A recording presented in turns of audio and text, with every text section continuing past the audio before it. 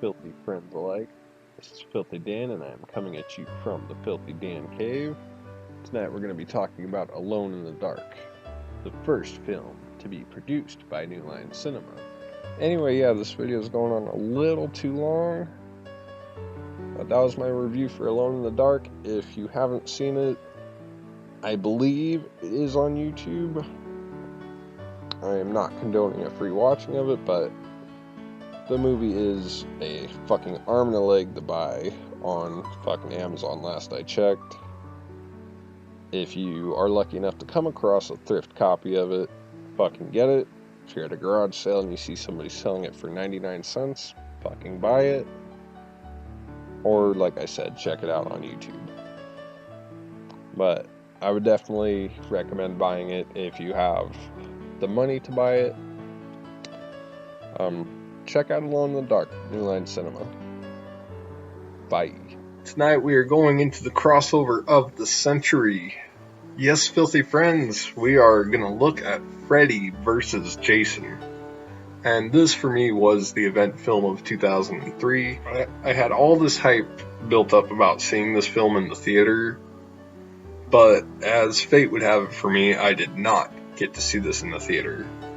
However, as soon as this badass came out on home video, you can guarantee that my ass got to see it within the very first week. Jason Voorhees is going to walk away with the gold on this film when he does bisect the Kroger brand Jason Mewes.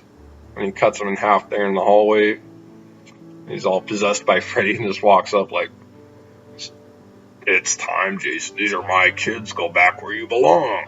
And he knocks him out, and fucking his conscience leaves store brand Jason Mewes behind to just be like, "Oh shit, I'm getting killed now." Today we're going to be taking a look at a little gem from the slasher golden age called The Burning. Music. The score of the film was composed by Rick Wakeman of the band Yes. All I have to say about that is hell yes. Watch The Burning. 6 months I've been on YouTube, and honestly, I was aiming for 50 before my 6-month mark. Y'all got me to 100 plus, and I cannot thank you enough. The morning of the day that I am recording this video, I woke up with 98 subscribers. I hit 104 by the time of this video's recording, and I want to thank you guys. And I can't thank you all enough. And to put aside the character of Filthy Dan for just a second, I, as a human being, as Dan, no filth, genuinely want to thank each and every one of you. What is up, clean freaks and filthy friends alike? Welcome to the fourth and final week of the giant Friday the 13th. It's not the last one. What? There's still 8 weeks left of this. You serious? Yeah, man, there's 12 of these films altogether. Son of a bitch. Anyway, welcome to the fourth week of the giant Friday the 13th summer special. Of course, each week we're taking a look at another Friday the 13th film, leading up to the date, Friday the 13th in August, where we will be doing the grand finale, if you will. So, of course, after the box office success of Friday the 13th Part 3, they decided that they needed to go out and do just one more. And they'll end it there for real this time. Apparently, Friday the 13th Part 3 was supposed to be where they would end it, and you could see that that would have been feasible.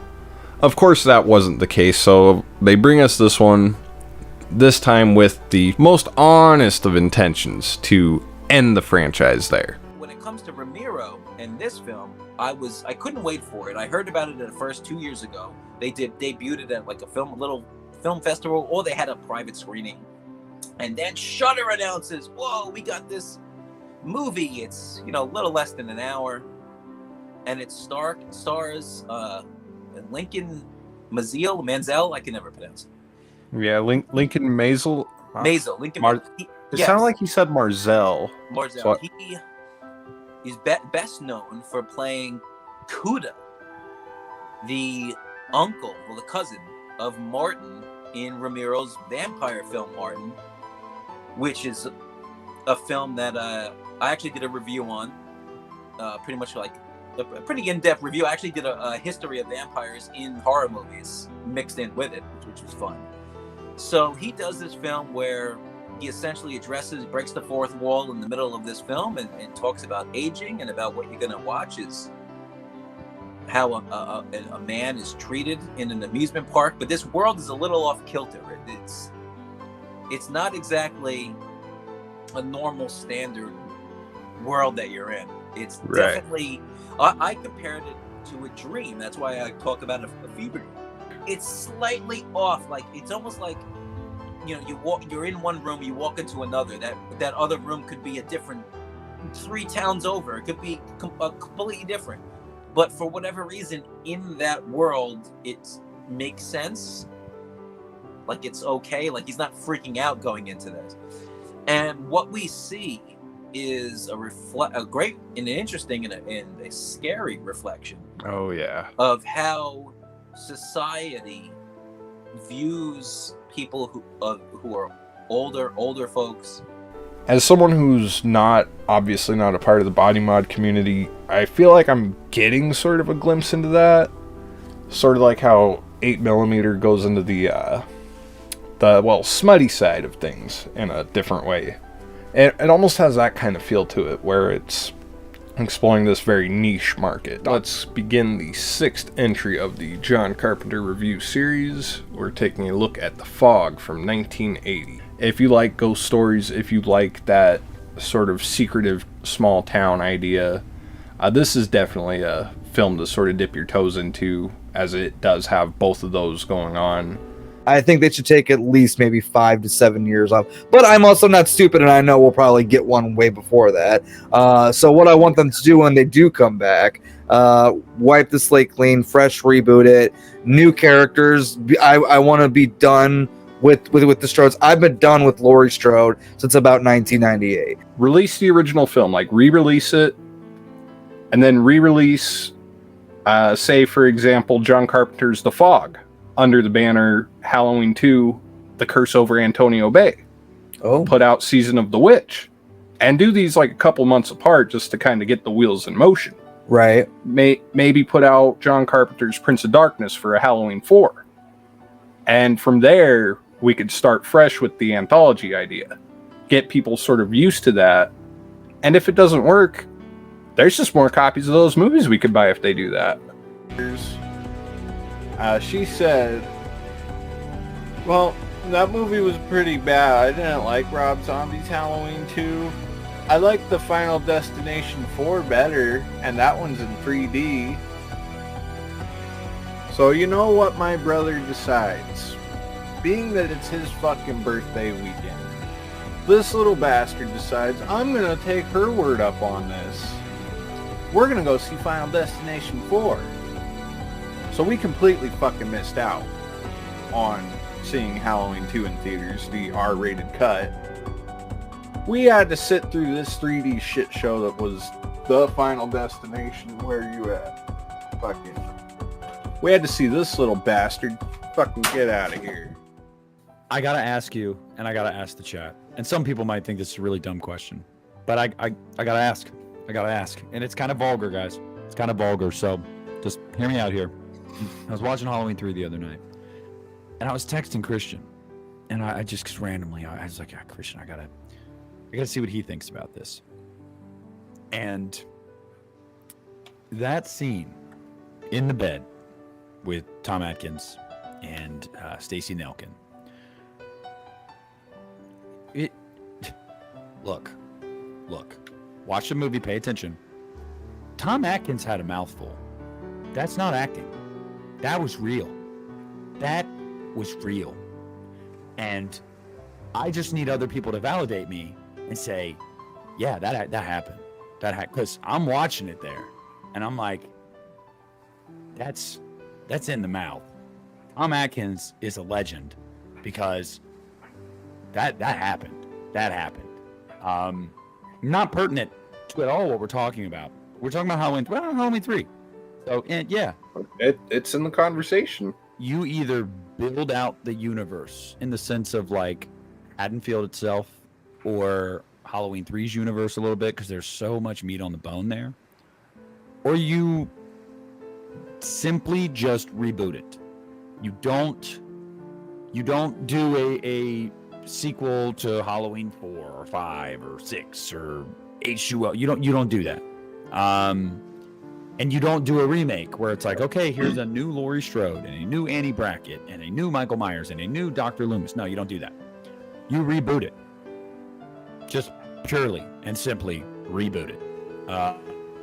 Michael Myers is Haddonfield's boogeyman. And people know about that. Michael Myers comes to Haddonfield one night on a Halloween night to kill. That's what you do. It's that simple. That's just what you do. Characters that are unrelated to anything that came before them. Yeah, that's personally what I think you do. But I don't want to see these legacy sequels anymore. I don't want to see these convoluted timelines of this is a sequel to this movie, but not this movie. This is a remake. I just don't want to see that shit.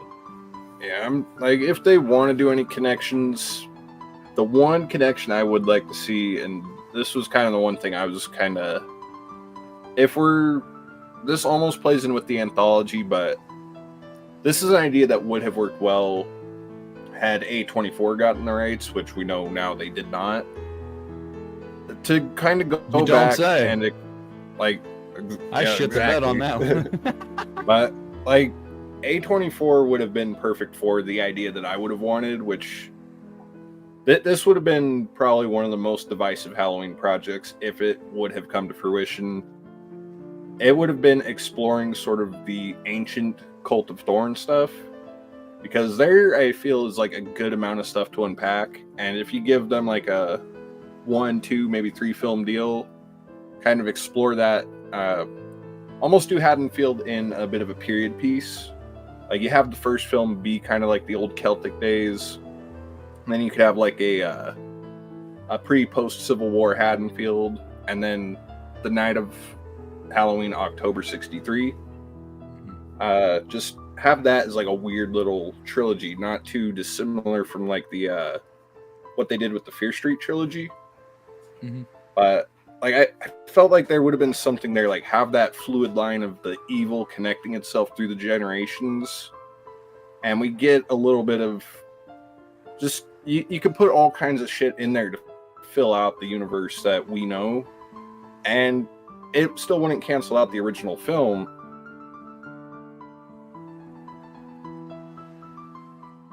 Do you read Sutter Kane? He sees you. So before we get too into the review, I do just want to give the backstory for this one. If you've been following the channel for a while, you probably have heard this story to some degree. This is one that was around the house when I was a kid, but I never got around to watching it. It was on one of those recorded VHS tapes where you have 3 films. It had Halloween 6, Psycho 3, and In the Mouth of Madness. My child brain thought, oh, that's one long movie title. I did watch Halloween 6 a lot. You guys know I like that one. Psycho 3, haven't told you guys how I feel about it, but that's a pretty good, solid flick. But In the Mouth of Madness was one that I never got around to. For whatever reason, I don't know if it's just that the start of it wasn't compelling enough at the time for me, but it's one that when I did get around to watching it a few years ago, I was suddenly kicking myself in the ass for, first of all, why did it take me so long to watch this, and seeing just how much I did enjoy it. Like, it just made me kick myself in the ass even harder.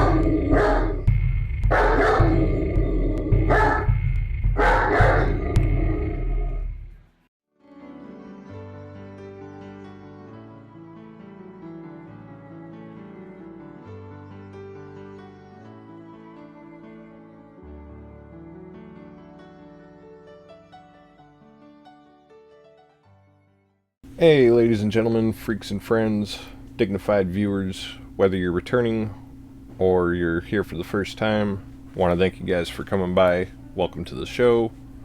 What you guys just saw was a bit of a compilation that pulls some interesting different points of my last 4 years on YouTube. Today is the 4th anniversary of my debut on the platform, and I thought that would be a nice little treat for everybody.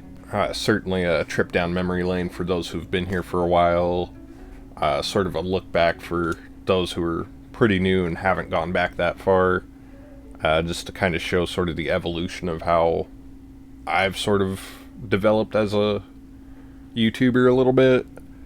Is it a little bit of a pretentious piece? Sure, but I thought it was something that would be interesting for you guys, something it was really interesting for me to go through a lot of that footage and sort of throw that together. 4 years ago, June 14th, 2020, I started on here with a review for Alone in the Dark. You guys know the story there. It was mostly in part because I couldn't find a review on YouTube, and I figured, you know what better way to just start up a channel than to go into this movie that I like that nobody seems to be talking about. So it seemed like sort of the right thing to do at the time. And, you know, after that it just sort of slowly started to steamroll. It's been a slow growth over the 4 years, but, you know, it's one that I can't complain about. I don't think I would really trade my YouTube journey for anybody else's. Sure, some people have a better growth over a shorter period of time, and you know, sometimes you almost question how some of these people get as big as they do when you look at what they do. Not really throwing shade there, but if you want that to be shade, then we'll accept it as such. But you know, I've been more or less very solo oriented. I've had a few collaborators come on the channel. I've joined other channels for live events and stuff, but for the most part it's just been me doing this channel. I don't have a crew of people to edit and produce and all that stuff, so you know, what you saw for the longest time is really what you got, and you know, still is very much the case there. You guys know that there have been spurts of inactivity that just comes from, you know, not having a whole crew, not being able to do this full time, having a full-time job caught up in the balance there. The whole work-life YouTube balance, it's always been a bit of a tricky tree to climb, I guess we'll say. But a lot of you guys know that doing movie reviews is not really the rut that I want to get stuck in. You look at the channel, that's mostly what I've done. Recently I've been working on a film project. It is on a little bit of a hold right now just because, I mean, look around. I'm in the middle of moving right now, so it's not really something that's going to be done exactly when I wanted it to be. If I would have known about all the technical, mundane difficulties ahead, I would have maybe presented the teaser for that in a slightly different way, but worry not if you're anticipating it. The Dog Scream short film will still be happening. There's other various projects that I want to work on too, so those are still things to expect. And you know, as much as I would like to sort of get a little career going off with that, you know, it's hard to say, because you know, some people may like it, but it might not have that sort of outreach. Some people will look at it and be like, oh, this is an unknown, I don't want anything to do with it. You know how some people are out there. But yeah, that's really like the big thing that I want to do, and also to sort of deviate from the rut that I'm in as a film reviewer or whatever. I would like to bring back elements of the channel that did exist before. There was this cool show that I did with Nick Cooling and one of our mods crew member, where we would talk about music. That lasted a few episodes, but it was a pretty cool show.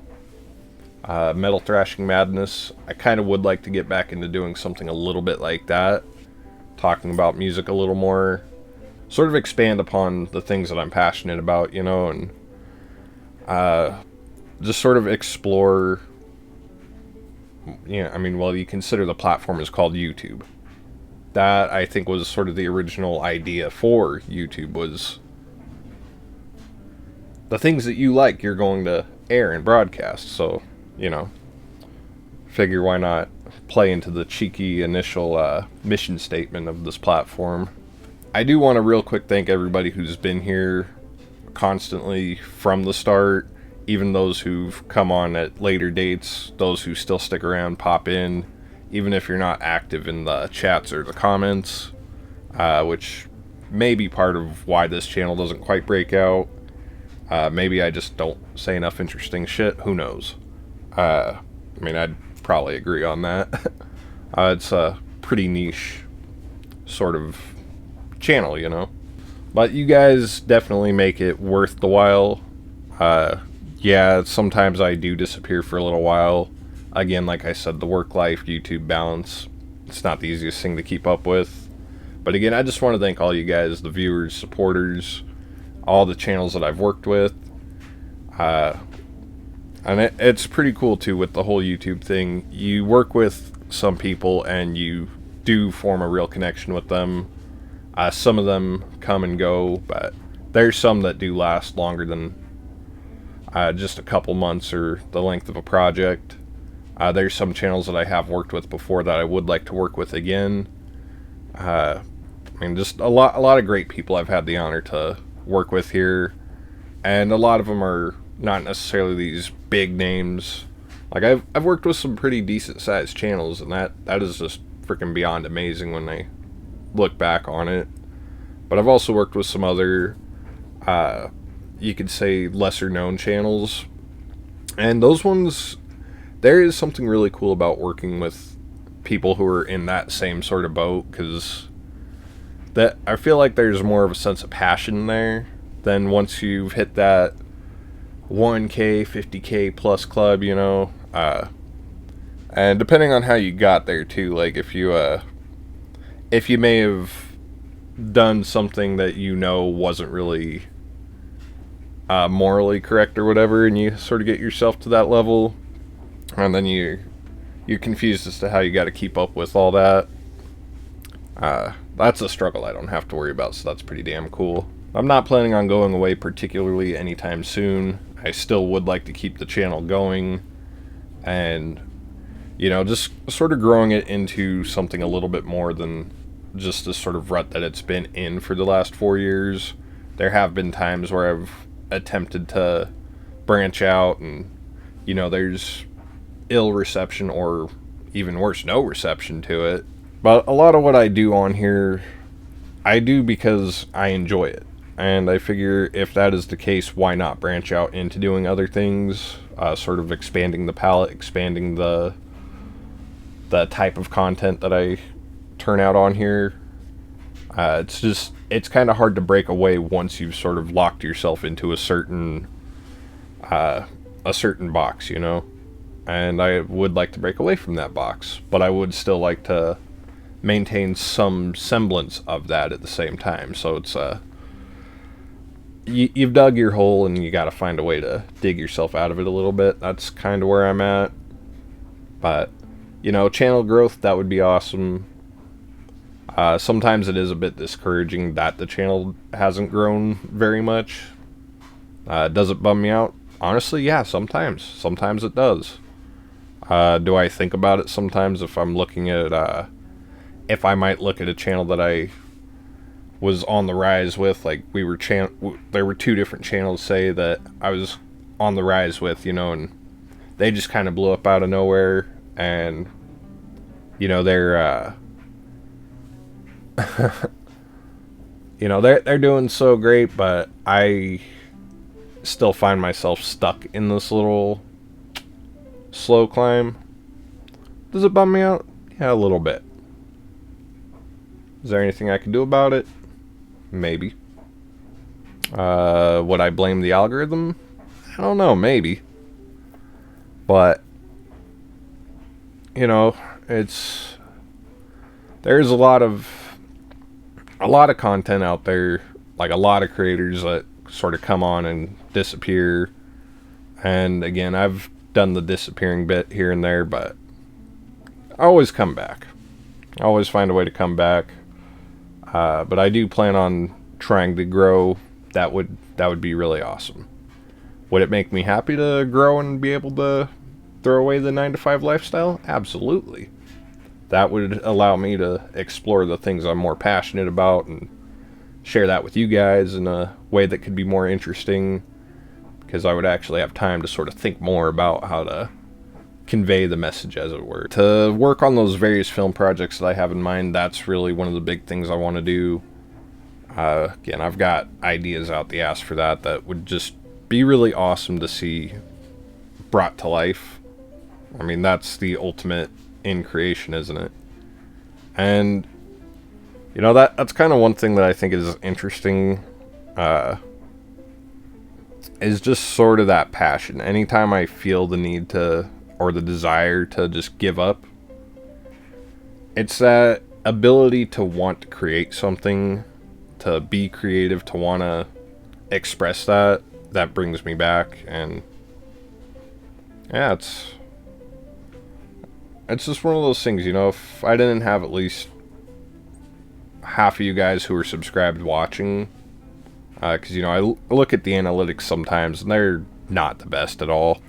If I could have somebody manage that would be freaking awesome. But, just, again, any little bit of feedback always helps.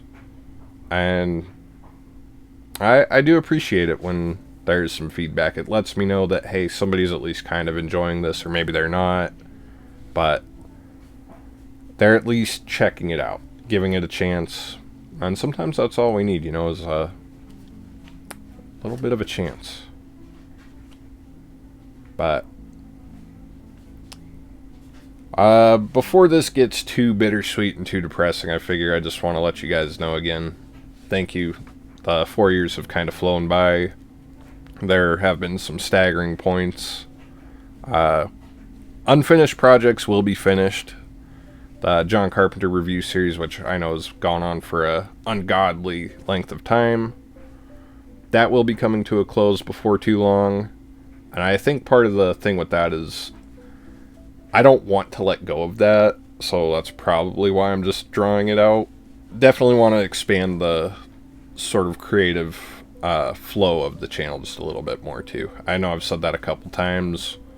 If you guys are still watching by the end of this, I do want to thank you. Again, appreciate you guys. The 4 years have been freaking amazing. Those who I've worked with, thank you guys.